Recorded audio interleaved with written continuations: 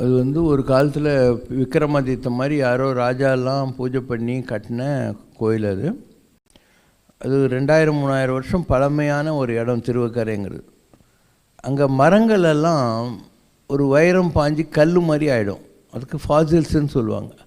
மரமே கல்லாட்டம் ஆகிடும். இங்கே கூட கிண்டி பார்க்கில் அந்த மாதிரி ஒரே ஒரு மரம் இருக்குது.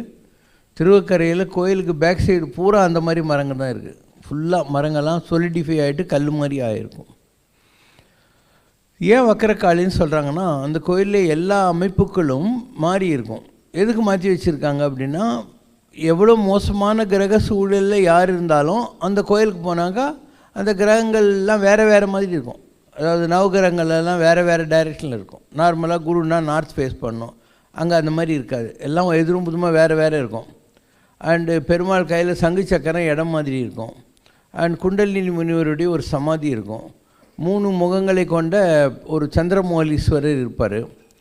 காளிக்கு பக்கத்தில் அவளுடைய பரிவார தேவதைகள்லாம் வச்சு ஒரு கொலு மண்டபம் மாதிரி இருக்கும். திருவக்கரை வக்கரகாளின்னு சொல்லிட்டு அந்த கோயிலை பற்றி நிறைய பேருக்கு தெரியாமல் இருந்தது. அப்போது கொட்டூரில் ஒருத்தர் இருந்தார். அவர் பேர் அவரே வச்சுக்கிறது காளிபாலன். அவர் 2-3 பஸ்ஸுங்களில் ஜனங்களெல்லாம் இங்கேருந்து திருவக்கரை கூப்பிட்டு போவார். ஃபர்ஸ்ட் ஆஃப் ஆல் திருவக்கரைங்கிறது மயிலம் முருகன் கோயிலுக்கு திண்டிவனம் கிட்டே இருக்குது. ஸோ கூப்பிட்டு போவார். அவர் தான் உழவார பணி மாதிரி கோயிலெல்லாம் பெருக்கி ஓட்டரடிச்சு எல்லாம் பண்ணி, தெரியாது இருந்த ஒரு கோயிலை கொஞ்சம் கொண்டு வந்து யாகம்லாம் பண்ணி அங்கேயே எல்லாருக்கும் சாப்பாடெல்லாம் போட்டு அந்த மாதிரிலாம் பண்ணிக்கிட்டே இருந்தார். அந்த ஊருக்காரனுங்க விளங்காது இருந்த வரைக்கும் அவனுங்களும் விளங்காமே இருந்தானுங்க. யாரோ ஒருத்தர் போய் ஆக்டிவிட்டி பண்ண ஆரம்பிச்சோடனே எங்கள் ஊரில் வசூல் பண்ணி நீ மெட்ராஸுக்கு எடுத்துன்னு போகக்கூடாது அப்படின்னாங்க. கட்சிக்காரனுங்க துட்டுக்காக. இவர் சொன்னார், நான் எங்கே என் வீட்டுக்கு எடுத்துன்னு போகிறேன், இந்த கோயிலுக்கு தான் நான் எல்லாம் செலவு பண்ணிக்கிட்டு இருக்கேன் அப்படின்னு. அதெல்லாம் முடியாது, நீ இனிமேல் வராதுன்னு சொல்லிட்டாங்க. இது one part of the story. இல்லைனா அவர் தான் ஆரம்பத்தில் இதை கொஞ்சம் ஒழுங்கு பண்ணார். அதுக்கப்புறம் நங்கநல்லூரில் ஆஞ்சநேயர் கோயில் கட்டின ராகவேந்திரான்னு ஒரு ஜோசியர். அவர் பழைய பிரைம் மினிஸ்டர் சந்திரசேகர் இருந்தார் இல்லையா, அவருக்கு சொன்னார், உனக்கு ஏதோ ஒரு நாடியில் இந்த கோயில் சம்மந்தம் இருக்குது, அதனால் நீ இங்கே வந்துட்டு போனேன்னா நீ பிரைம் மினிஸ்டர் ஆகிடுவே அப்படின்னு சொல்லி. ஸோ சந்திரசேகர் அந்த காலத்தில் வந்தார். இந்திய வரலாற்றிலேயே வெறும் 54 எம்பிங்களை வச்சுக்கிட்டு ஒரு மைனாரிட்டி பிரைம் மினிஸ்டராக இருந்தது சந்திரசேகர் தான். 54 எம்பி தான் இருந்தாங்க அவர்கிட்ட. அங்கே போயிட்டு வந்தவுடனே பிரைம் மினிஸ்டர் ஆகிட்டார். ஒரு பிளைண்ட் லக். யாரையோ கவுத்துட்டாங்க காங்கிரஸ்காரங்க, தேவகவுடா யாரையோன்னு நினைக்கிறேன், ஞாபகம் இல்லை. And so he became prime minister. அதுக்கப்புறம் ஆஞ்சநேயர் கோயிலை கட்ட வச்சு அப்படியே அந்த கோயில் ஒரு 10,000 பேரெல்லாம் அமாவாசைக்கு போக ஆரம்பித்தாங்க. இப்போ கூட திருவண்ணாமலை போகிற வழியில் ஒரு அம்பாள் கோயில் இருக்குது. அமாவாசைக்கு 50,000-20,000 பேர்லாம் கூட போகிறாங்க அந்த இடத்துக்கு. அந்த மாதிரி இங்கேயும் நிறைய பேர் நைட்டெலாம் போய் அமாவாசைக்கு அங்கே படுத்துக்கிறது அப்படிலாம் ஃபேமஸ் ஆகினே வந்துச்சு. அந்த கோயிலில் ஒரு குருக்கள் முரளின்னு பேர். அவர் என்னை தேடி மலையப்பன் தேர் 55க்கு வந்தார். வந்து அம்பாள் வந்து அமாவாசை அன்றைக்கி எனக்கு உத்தரவு கொடுத்தா, இந்த மஞ்சளை கொண்டு போய் நீ அந்த ஆளுக்கு கொடுக்கணும் சிவசங்கர் பாபாவுக்கு, நான் சொல்கிற கவிதையாக அவர் கொண்டு போய் கொடு அப்படின்னு. என்னடா கவிதைன்னு பார்த்தோம். கலியுகத்தின் இருட்டு ஒளியப் போகிறது, அதை ஒழிப்பதற்கான வெளிச்சம் வந்து கிளம்பி விட்டது, அவன் பெயர் சிவசங்கரன், அவனை கலியுக சித்தன் என்று எல்லோருக்கும் சொல் அப்படின்னு. ஸோ அதை சீட்டையை கொண்டாந்து கொடுத்துட்டு மஞ்சள் அபிஷேகம் பண்ணது கொடுத்துட்டு போயிட்டார். நான் அந்த கோயிலுக்கு போவேன். நான் ஃபஸ்ட்டு என் உடம்புலேருந்து டான்ஸுன்றது அந்த கோயிலில் தான் வந்துச்சு. ஃபஸ்ட்டு வந்து திருவக்கரை கோயில் போனோம். அப்போது மகாதேவன் எல்லாம் சேர்ந்து ஒரு பஸ் நிறைய நம்ம கூட ஆளுங்க இருந்தாங்க. அப்போது அந்த சிவன் பாட்டு ஒன்று ரொம்ப ஃபேமஸ்ஸு, பிட்டுக்கு மண் சுமந்து. ஸோ அந்த பாட்டு பாடுற போது தான் என் உடம்புல ஃபஸ்ட்டு டான்ஸ் வந்தது. அது காரணம், அங்கே இருக்கிற சந்திரமௌலீஸ்வரர் 3 முகனில் அதுக்கு லெஃப்ட் சைடில் குண்டலினி முனிவருடைய சமாதி இருக்குது. குண்டலினி முனிவருங்கிறது நம்ம உடம்புல இருக்கிற தியான யோகத்துக்கு அவர் தான் வந்து கீ ஃபேக்டர்ஸ், சுவிட்சு. அந்த மாதிரி டான்ஸ் வந்து அதுக்கப்புறம் என் உடம்புல ஐயப்பா கல்யாணம் பண்ணோம், சாஸ்தா கல்யாணம் பண்ணினோம் இதில் சக்தி கல்யாண மண்டபத்தில். அப்போது 2வது தடவை வந்தது. அதுக்கப்புறம் அது கண்டினியூட் ஃபீச்சராக மாறிப்போச்சு. அங்கே தான் ஆரம்பித்தது. இதுக்கு நடுவில் ஒரு ஐயங்கார் ஒருத்தர், சாது ரங்கராஜ ஐயங்கார்ன்ட்டு, அவருடைய சிஷ்யர் ஒருத்தர் மணிமொழியார்னு, Madras motor general insurance company, அப்புறம் எக்மோர் பெனிஃபிட் ஃபண்ட், அதிலெல்லாம் அவர் தலைவர். அவர் என்னை தேடி மலையப்பந்தருக்கு வந்தார். எங்களுக்கெல்லாம் ஒரு குரு மாதிரி இருக்கார். ஸோ அவருக்கு நாளைக்கு 90வது பிறந்த நாள் என்னவோ, அண்டு நாங்கள் அவர் உங்களாண்ட கூப்பிட்டு வரோம், நீங்கள் ஆசீர்வாதம் பண்ணுங்கன்னாங்க. நான் சொன்னேன், நாங்கள் அவ்வளோ வயசானவருக்கு நான் எப்படி ஆசீர்வாதம் பண்ண முடியும், நான் வேணால் அவரை வந்து ஆசீர்வாதம் வாங்கிக்கிறேன் அப்படின்னு. அப்போ என் வீடு சைதாப்பேட்டில் யாரும் திருப்பதி லட்டு கொண்டு வந்திருந்தாங்க. அது எடுத்து 42 கண்ணதாசன் சாலை டி நகருக்கு போனேன். ஒரு ஃப்ளாட்டில் அவருக்கு 2 கண்ணு தெரியாது. அவர் பேர் சரபமாமா. காஞ்சி மடத்தில் அவர் ரொம்ப க்ளோஸ். அண்ட் பெரியவங்களே அவருக்கு நீ மந்திர உபதேசிக்கலான்னு சொல்லி அவருக்கு கொடுத்துருந்தாங்க அந்த பெனிஃபிட்.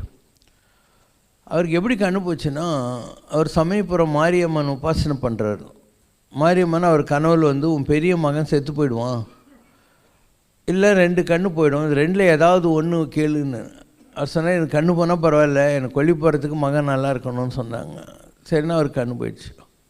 அவர் இந்த மந்திரம்லாம் கொடுத்துட்டுருப்பார், எல்லாம் செய்வார். நானே யாருக்காவது ஹெல்ப் பண்ணோன்னா அங்கே போய் இந்த மந்திரத்தை வாங்கின்னு நீங்கள் ஜபம் பண்ணுங்கள், உங்களுக்கு அந்த உடம்பெல்லாம் நல்லா ஆகிடும்னு சொல்லியிருக்கேன் அந்த காலத்தில். ஸோ நான் அவரை பார்க்க போனேன்னா திருப்பதி லட்டு கொடுத்தேன்னா, திருப்பதி லட்டு கொடுத்துட்டு சும்மா வயசானவர், கண்ணு தெரியாதவர், நல்ல பழம். ஸோ சும்மா கொஞ்சம் மாதிரி இப்படி கை வச்சுட்டு வந்துட்டேன். அதுக்கப்புறம் அவர் அவங்க ஆள்கிட்ட சொல்லியிருக்காரு, இப்போ வந்துட்டு போனார், அவர் சாதாரண ஆள் இல்லை, அவர் தான் சேஷாதிரி சுவாமிகளாக இருந்தவர். அம்பாள் எனக்கு உத்தரவு கொடுத்துருக்கா, நான் திருவக்கரை வக்கரகாளி கோயிலுக்கு போயிட்டு அவர்கிட்ட நேராக போய் அவர் என்னை தொட்டார்னா எனக்கு யோகம் வரும் அப்படின்ட்டு. அதனால் நீங்கள் அவரை போய் ரிக்வெஸ்ட் பண்ணி நாளைக்கு நான் திருவக்கரை கோயில் போயிட்டு நேராக சைதாப்பேட்டை அவர் வீட்டுக்கு வரேன், அது வரைக்கும் கொஞ்சம் வெயிட் பண்ண சொல்லு அப்படின்னாங்க. அதே மாதிரி போனார், வந்தார். அப்போ ஒரு 100 எலுமிச்சம்பழம் மாலத்தில் ஒரு மாலை மாதிரி கட்டி வக்கரகாளிக்கிட்ட பூஜை பண்ணி அதை பரமாச்சாரியார்கிட்ட எடுத்துன்னு போகிறேன் அப்படின்னு வியட்நாம் வீடு சுந்தரமும் ஒரு சினிமா டைரக்டர் இருந்தார். இவரும் சொன்னாங்க, நாங்கள் இப்போ மடத்துக்கு தான் நேராக போகிறோம், உங்களை பார்த்துட்டு நீங்கள் வரையலாம் அப்படின்னாங்க. அதுக்கு என்னான்னு கிளம்புறேன்.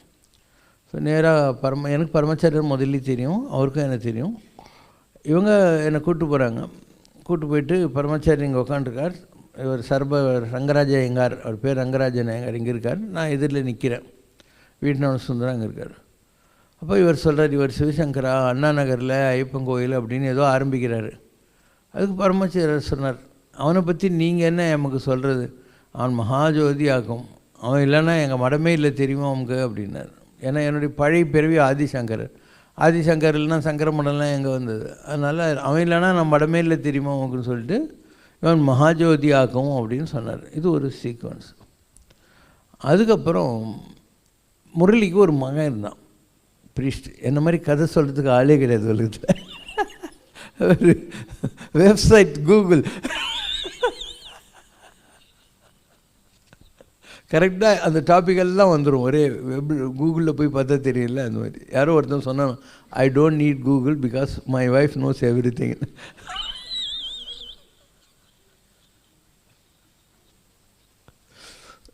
ஸோ அங்கே ஒரு முரளிக்கு ஒரு மகன் இருந்தான். நிறைய மார்வாடிங்க அவங்கவுங்கெல்லாம் திருவக்கரைக்கு போக ஆரம்பித்தாங்க. இவன் என்ன பண்ணியிருக்கான், ஒரு மார்வாடிக்கிட்ட நீ 3 லட்ச ரூபா கொண்டா, அமாவாசை அன்றைக்கி அம்பாள் பாதத்தில் நான் வச்சு கொடுக்குறேன், அதை அப்படியே பணக்காரனாக்கிடும் ஒன்று இன்னும் பெரிய ஆளான்னு. அவனும் கொண்டு போய் கொடுத்துருக்கான். இந்த பையன் என்ன பண்ணிட்டான், அந்த மார்வாடியை கொலை பண்ணி அந்த காரை கொண்டு வந்து எங்கேயோ ராங்காக ஒரு இடத்துல பார்க் பண்ணிவிட்டு அந்த பணத்தெல்லாம் எடுத்துக்கிட்டான். ஸோ போலீஸ்காரங்க அந்த லாஸ்ட்டாக எங்கே போனார் அவருன்னா இந்த இடத்துக்கு கோயிலுக்கு வந்தாருன்னு தெரிஞ்சது. அதனால் போலீஸ்காரன் கில்லாடி முரளியோட மகன்கிட்ட போய், சாமி நீங்கள் ரொம்ப நல்லா அருள் வாக்கு சொல்கிறீங்களா, இந்த மாதிரி ஒரு கொலை நடந்திருக்கு, அந்த பாடி எங்கே இருக்குன்னு நீங்கள் உங்கள் ஞான திருஷ்டியில் பார்த்து சொல்லணும் அப்படின்னு ரொம்ப பெருமையாக இந்த நம்பர் காரில் இந்த இடத்துல இருக்குதுன்ட்டான். உடனே அவனை கையில் விலங்கு போட்டு பிடிச்சிட்டான். இவன் தான் கொலை பண்ணியிருக்கான் அந்த 3 லட்சத்துக்காக ஐயர் பையன். அதுக்கப்புறம் ஒன்று அந்த காரணத்தினால கோயில் கொஞ்சம் ப்ராப்ளத்துக்கு வந்துச்சு. அப்புறம் ஜனங்கள் கொஞ்சம் தந்து போச்சு நம்பிக்கை. ரெண்டாவது இந்த ஊர்க்காரங்கெல்லாம் சேர்ந்து அந்த திருவக்கரை காளி பாலனுங்கிறல்ல, அவர் கொட்டூர், அவரை இனிமேல் வரக்கூடாது எங்கள் கோயிலுக்குன்ட்டாங்க. ஸோ இந்த கோயில் நல்லா வரணுன்ட்டு அவர் தான் எல்லாம் பண்ணார். அவர் ஏதோ ஒரு கோவத்தில் இந்த கோயில் விளங்காமல் போகணுன்னு ஒரு யாகம் பண்ணிட்டார். அதனால் அதுக்கப்புறம் அந்த கோயில் ஒன்றும் பெருசாக விருத்திக்கு வரல. Precisely what I know about Thiruvakkarai கோயில். அண்ட் அங்கே எல்லாம் வக்கரமாக இருக்கிறதுக்கு காரணம் ஜனங்களுடைய கிரக பீடாதிகள் போகணுங்கிறதுக்காக பிளான் பண்ணி அந்த காலத்தில் அந்த மாதிரி வச்சுருக்காங்க. எல்லாமே உல்ட்டா புல்ட்டாவாக இருக்கும் அந்த கோயிலில். எந்த ஒரு நந்தியிலிருந்து நவகிரகங்களிலிருந்து பெருமாளுடைய சங்கு சக்கரத்திலிருந்து எல்லாம் டிஃப்ரெண்ட் ஆங்கிள்ஸில் மாற்றி மாற்றி வச்சுருப்பாங்க. சம்மந்தமே இருக்காது, அப்படி தான் வச்சுருப்பாங்க.